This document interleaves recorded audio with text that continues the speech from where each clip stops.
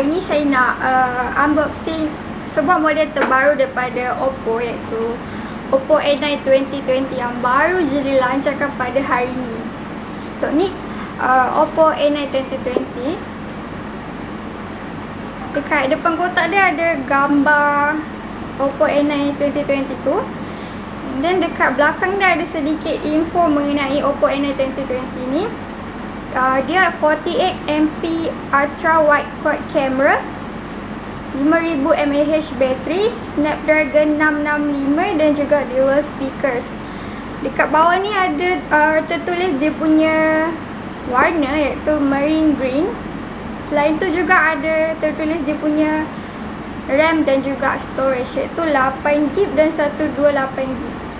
Dekat depan pun ada juga tertulis dia punya RAM dan storage. Okay, jom kita koyak kotak ni dulu.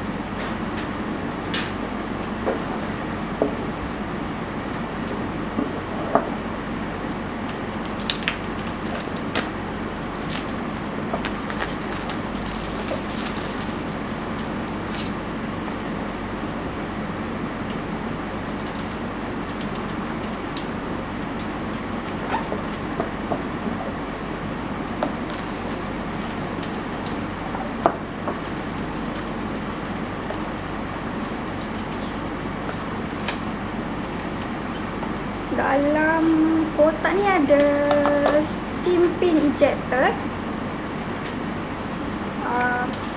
dia punya documentation,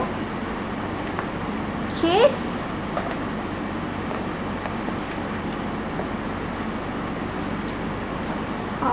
phone A9 2020, charger,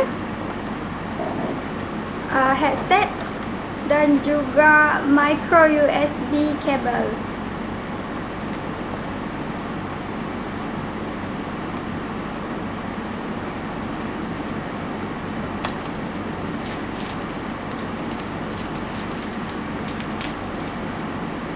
Pada tangan saya ni warna marine green. Dia warna macam dark green yang gradient macam tu. Selain daripada marine green ni, ada juga warna space purple.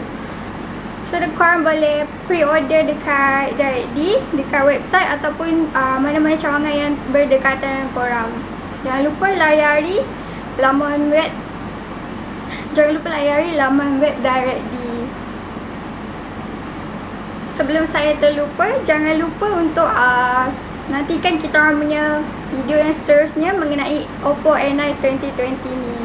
Korang boleh like dan subscribe channel kita orang. Jangan lupa juga klik tombol loceng kat bawah untuk notification. Sekian saja daripada saya. Terima kasih. Bye.